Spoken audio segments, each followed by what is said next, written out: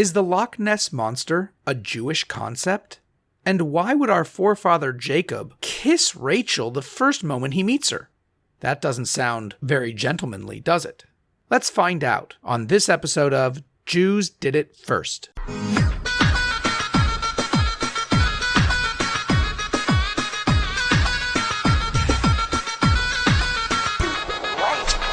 Welcome back to another episode of Jews Did It First. This is Rabbi Yossi Madvig, and I'm glad you could join us. I'm sorry it hasn't been so consistent, but, I get around to it when I can get around to it. I apologize. I'll try and put out some episodes a little more frequently, and this is something that I really wanted to save for an October episode, but all of the Jewish holidays were in October this year, so there was just really no time, and I don't want to wait a whole nother year to do it, so what the heck. We're going to go with the Loch Ness Monster this week, and I want to preface this by saying that I said this before, and perhaps it would behoove you if you haven't listened to the show before, and this is the first episode, to go back all the way to the very first episode, to the introduction of this show. I sort of lay out the premise of the show, but in short, I'm not necessarily saying that the source of these things is the Jewish version of what's going on, and that there's this direct linear connection that can lead you from the Jewish history to what happens in the modern version.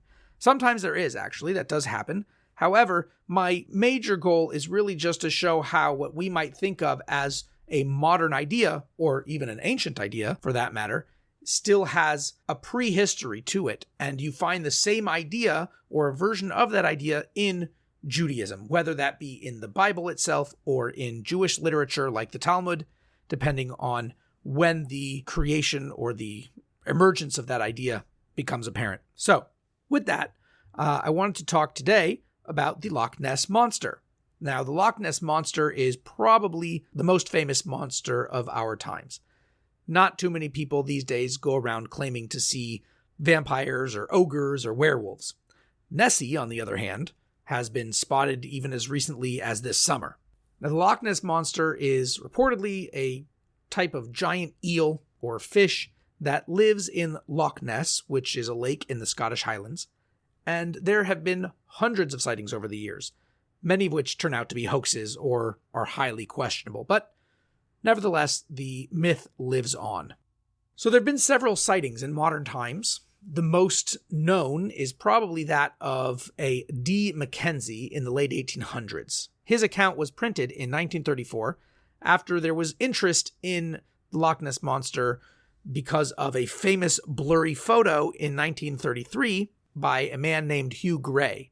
And it was analyzed, and this photo is rather inconclusive. This is a podcast. I can't really show you the photo, but you can Google 1933 Hugh Gray photo, Loch Ness, or something like that. The reason it's inconclusive is some say that it basically is a retouched photo of the guy's dog fetching a stick in the water. And if you look at the photo, once you hear that, then you see it in the photo. This photo is not to be confused, by the way, of a photo that surfaced around the same time in 1934. It's the famous surgeon's photo. And that was where Christian Sperling, who was a stepson of a movie maker of the time, he admitted to constructing the creature out of some plastic and toy submarine in the famous surgeon's photo. So it's the one that looks like there's like a pool of water, and it almost looks like a brontosaurus or something sticking its head out. So you've probably seen that. You can find a picture that is already a known hoax. It was already admitted to being a hoax. This is a different picture where, like I said, it kind of looks like a blurry dog carrying a stick in the water, but it also has this image of sort of this giant eel-like creature coming up out of the water. So take it for what you will. The photo's a photo. You can take a look at it. You could say, hey, this looks legit to me. You could say, yeah, looks like a dog fetching a stick. That's up to you. I don't really care about the photo. But there's actually much older versions of Loch Ness Monster sightings. And one of the first, if not the first, was a reported sighting from an Irish monk whose name was Saint Columba. And this was in the 6th century CE. Now, his account was recorded about 100 years after that by a relative of his whose name was Adamnon of Iona, who's also a monk. And this is his account. He writes, He has a book which is called, let me see here, what's the title? He writes it called The Life of St. Columba, Founder of the High. It's in chapter 28 of this book, and I'm using a 1874 translation here. This is the from William Reeves, Edinburgh, whatever. You can Google that if you really want to take a look inside and read the whole book. But here's the relevant part of chapter 28, which discusses his St. Columba's encounter, so to speak, with the Loch Ness monster. And there's a name in here, I'm going to get it wrong, so, don't sue me or anything. He writes like this: "And Lugne Macumin," that's the name, "hearing the command of the excellent man," which is a reference to St. Columba, "obeyed without the least delay, taking off all his clothes except his tunic and leaping into the water. But the monster, which so far from being satiated was only roused for more prey, was lying at the bottom of the stream, and when it felt the water disturbed above by the man swimming, suddenly rushed out, and giving an awful roar, darted after him, with its mouth wide open, as the man swam in the middle of the stream. Then the blessed man, observing this, raised his holy hand, while all the rest, brethren as well as strangers, were stupefied with terror, and invoking the name of God, formed the saving sign of the cross in the air, and commanded the ferocious monster, saying, Thou shalt go no further, nor touch the man. Go back with all speed. Then at the voice of the saint, the monster was terrified, and fled more quickly than if it had been pulled back with ropes, though it had just got so near to Lugne as he swam, that there was not more than the length of a spear staff between the man and the beast. Then the brethren, seeing that the monster had gone back, and that their comrade Lugne returned to them in the boat, safe and sound, were struck with admiration, and gave glory to God in the blessed man. So that's his account. It's this big, terrifying beast. But there is another, much older legend of a solitary, monstrous fish lurking in the waters. And of course, Jews did it first. That monstrous solitary fish is the Leviathan, or the Leviosan in Hebrew. Now, the Leviathan was created in the very beginning of God's creation, and it's referenced in the Jewish Bible several times. And the first time it's mentioned in the book of Genesis, it's not called directly by name. It's just called a sea monster, or a tanin in Hebrew. And the commentaries identify this as the Leviathan, as the Leviathan. But rather than being some big fearsome beast, as described above, like we heard with St. Columba, really the Leviathan is just a creation by God. There's this big monstrous fish that God also created, amongst with all the, bugs and the fish and everything else that he created during creation. You have to go farther in the Bible to the book of Job, Eov, where the Leviathan is described at length as being this big, horrible creature, and it's terrifying and uncatchable by normal means. And you go to Eov chapter 40 and 41, and he describes it like this. He says, Can you pull the Leviathan with a harpoon, or press down its tongue with a rope? Can you insert a fish hook into its nose, or pierce its jaw with a barb? Behold, his hope is in vain. Shall not one be cast down even at the sight of him? There is no one so fierce that he can stir him up. Around his teeth is terror. There is pride in his strong shields, closed with a narrow seal. They are so close to each other that no air comes between them. I assume that's a reference to its scales or something like that. One adheres to the other. They stick together and cannot be separated. His sneezes flash forth light, and his eyes are like the rays of dawn. From his mouth go firebrands. Sparks of fire go forth like foam. From his nostrils smoke goes forth, like a bubbling pot and an earthenware vessel. His breath kindles coals, and flame goes forth from his mouth.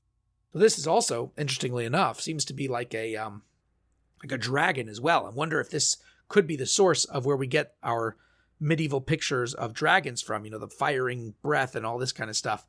Although dragons aren't really said to live in the sea. But it's interesting, and I'm wondering if that's where they get the idea from. Perhaps that could be a future episode. But anyway, also you go into Isaiah, and it's chapter 27, I think. Yeah, chapter 27, and he calls the Leviathan a terrifying sea serpent. And I also can't help but wonder if these passages in the monk's mind, when he's writing his story of St. Columba about the Loch Ness monster, if these are the the images, if these are the verses that are going through his mind, conjuring up the image of this beast when he's writing the story. It's possible. Now, the Talmud tells us what will happen to the Leviathan in the end. It says that when the Messiah comes, God will make a feast for the righteous from the flesh of the Leviathan and prepare a sukkah, which is like a tabernacle, like a big tent, for the righteous from the skin of the Leviathan.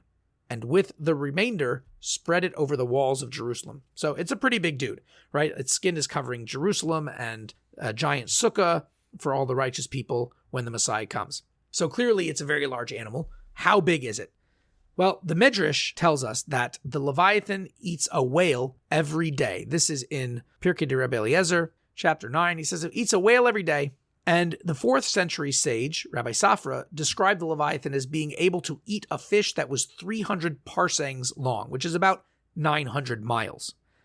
Now, this is probably hyperbolic, but it shows the idea of the enormity of this beast. So one would obviously ask, okay, if it's so large, how come it didn't take over the entire sea? This would just breed out of control and just eat up everything. Well, the Talmud actually answers that by saying that God either castrated or killed the male. There's different opinions. One opinion says he castrated it, one says he killed it, and then just left the female in order that such an event shouldn't happen. So obviously then this would be a sort of eternal creature living forever. And where is the Leviathan today? If there's this one eternal living creature, what's going on? Where is it? So no one really knows, obviously. However, there is an interesting scientific finding that has baffled researchers. There's an individual whale that communicates at 52 hertz. And the scientists actually gave the whale the name the 52 hertz whale. Now, scientists aren't really sure what species this is because all the other whales they know of sing at different frequencies. So it's quite baffling. And its unique call even led scientists to give it the title, the loneliest whale in the world. So it's just this single lone fish, this big monster whale thing that's all alone in the water. Could this be the Leviathan? I don't know. But one thing I do know is that when it comes to this concept of the Loch Ness monster, of this solitary, lone, giant, monstrous fish living in the water, Jews did it first. So in this week's Torah portion, Vayetze, there's a very strange verse that has always baffled me, and I just couldn't understand it. There's actually a dictum that we learned that the forefathers, Abraham, Isaac, and Jacob, keep all of the Torah law, even things that were decreed later on by the rabbis. And one of those things is that we should be very modest and we should take care not to fraternize with the opposite sex and have illicit relations and so on. And it's dictated to us that we should really try and stay as far away from as possible so as not to lead us astray. And one of the things that we do is we don't, in many circles of Judaism, we don't even touch members of the opposite sex. A man won't shake a woman's hand, a woman won't shake a man's hand, or certainly not give them a hug or a kiss. And learning this, I always wondered, I looked in this week's Parsha, and there's a strange verse. And the verse is when Jacob he leaves his home because he stole the blessings from Isaac, and he had to run away because Esav, his brother, was going to kill him. And he comes to the land of Haran, where his uncle Lavan lives. And his uncle has a daughter, would be his cousin, and her name is Rachel. And he goes there to find the family and see if he could hang out there, live there, and make his way in Haran, trying to A, find a wife, and B, get away from his brother trying to kill him.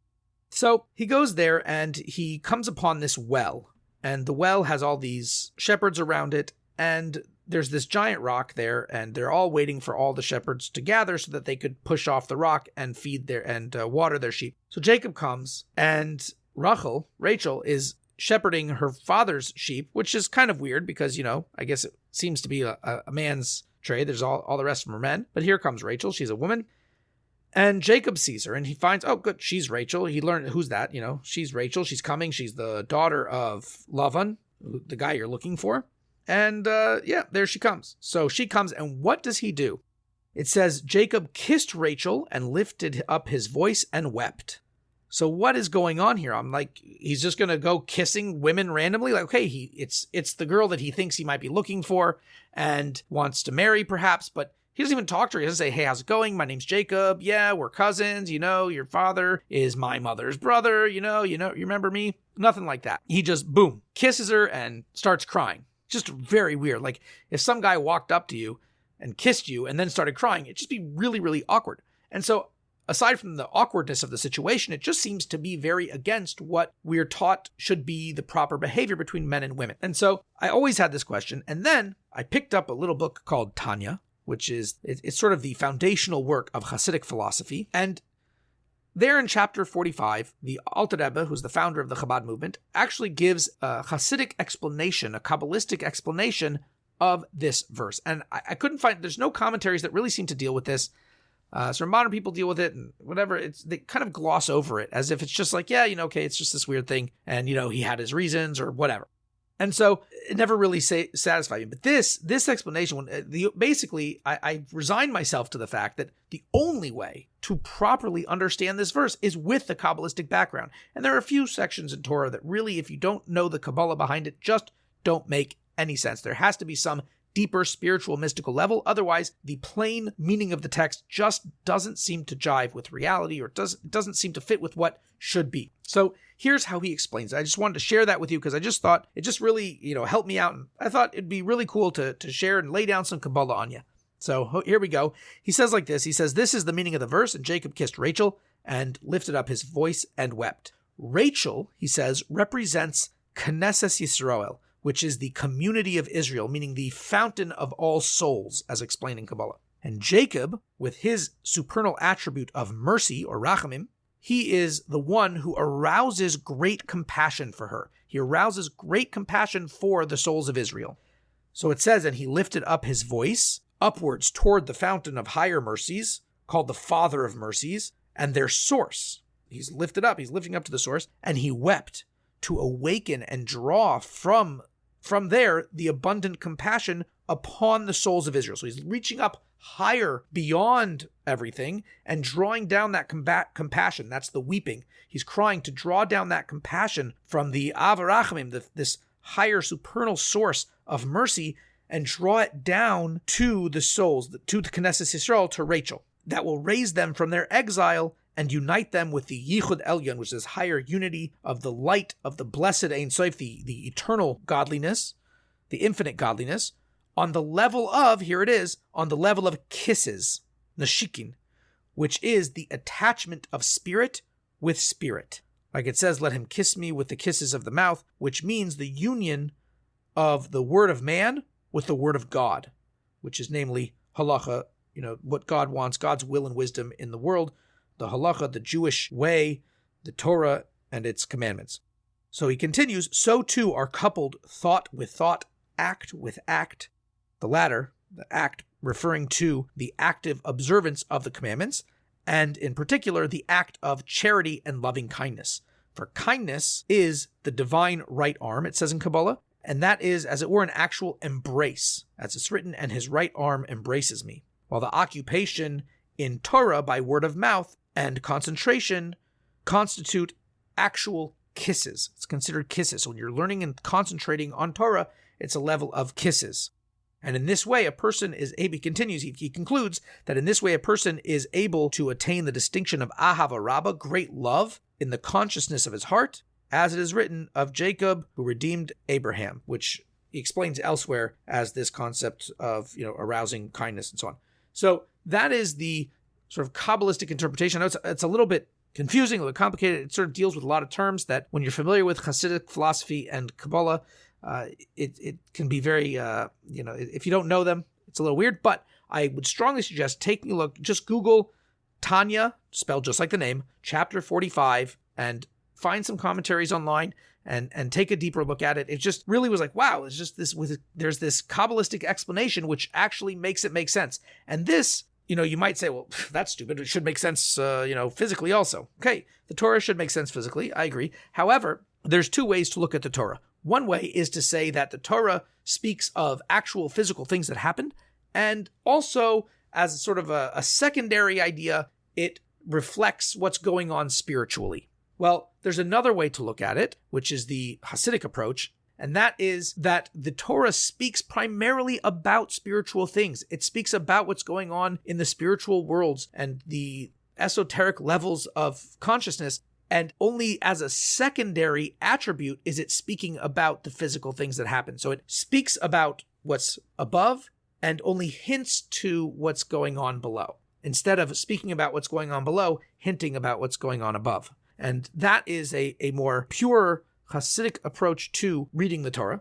So I'll leave you with that, and I wish everyone a wonderful week, and I hope you do well, and please continue listening. Go back and listen to some old episodes. They're pretty great if you haven't heard them before. I apologize if the sound quality isn't as good, perhaps, as this one, but, new equipment, new techniques, whatever. But, yeah, that's that, and we'll catch you next time. Hopefully we'll have another great episode for you coming out soon. Happy Thanksgiving, and good Shabbos.